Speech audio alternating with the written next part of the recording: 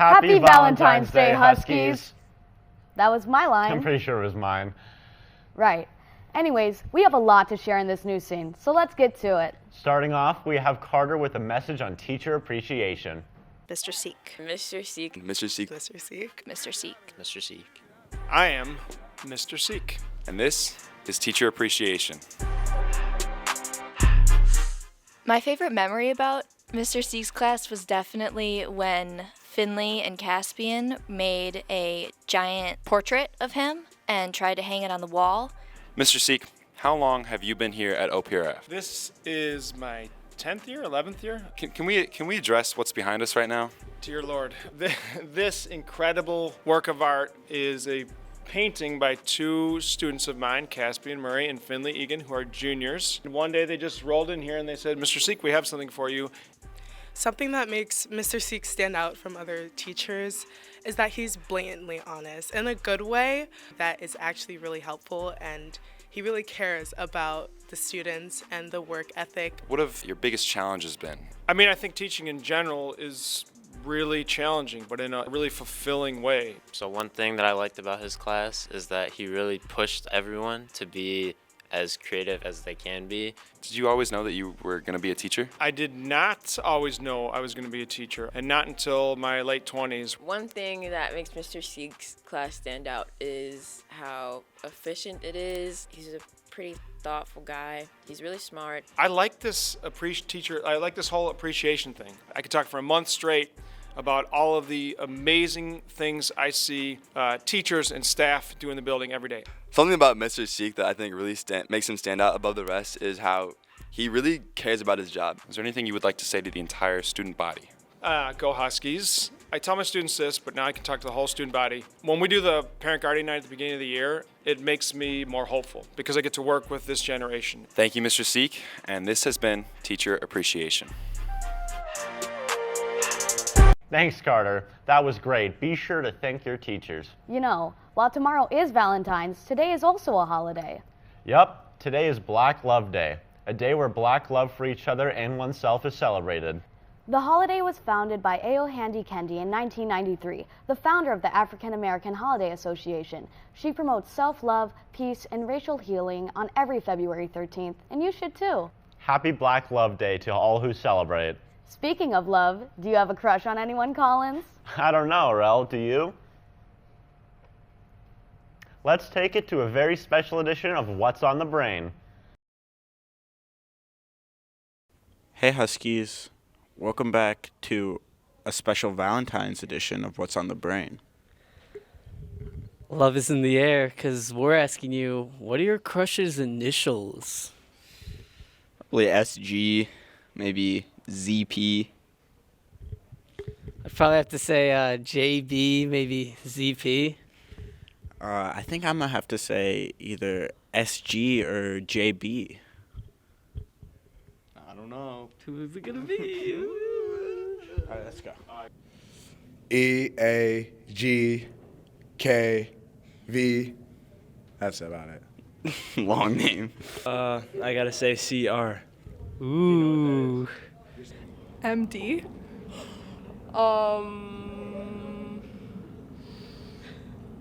BH. Thank you. A.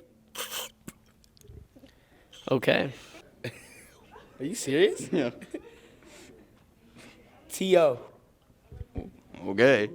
WS. Ooh. AO. Oh. Oh, really? DPJ. Donovan Peoples-Jones. And Dan Johnson. RCS. Aww. ML. Ooh. There would be SH. Aww. JB. Who could that be? CL. CL? CL. For Lenny appreciation. CO. All right, Carter Lenny. What are your crush's initials? I'm going to say RK, Joey. Thank you. Ooh. Wow, that one's gonna stir some feelings. Lots of feelings. Yep. Let's pass it over to Ashley for a recap of the Mina event. The Day of Palestinian Culture on Sunday, January 21st at the Oak Park Public Library was a way of sharing traditional art, food, music, and dance with our community. Not only was this event fun, but it was also an opportunity to expose others to Palestinian culture, which is not something many people know much about. Being able to interact with aspects of the culture is also a way of learning more about the Palestinian people beyond the headlines, and continuing to engage with others in traditions that have been practiced for centuries ensures that they will never be erased.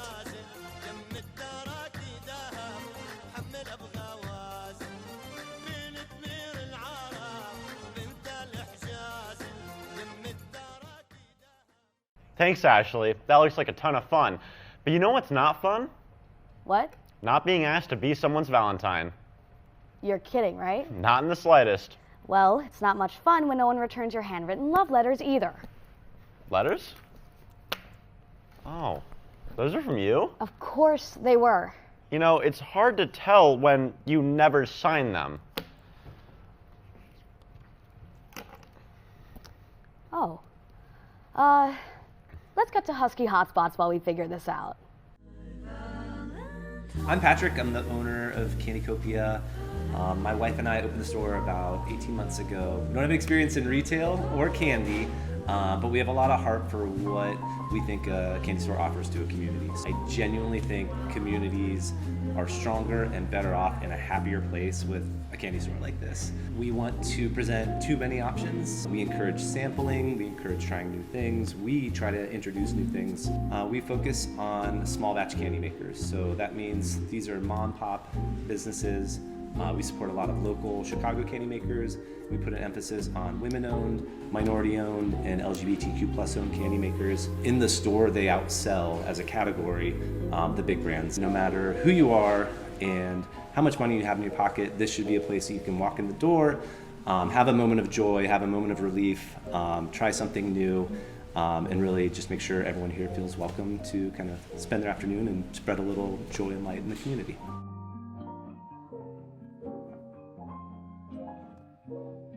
Wow, what a breathtaking segment. Aw, you're too sweet. Don't forget to stop by Candy Copia to get yourself a sweet treat. I think it's time we wrap up this episode. Malia and I have some planning to do.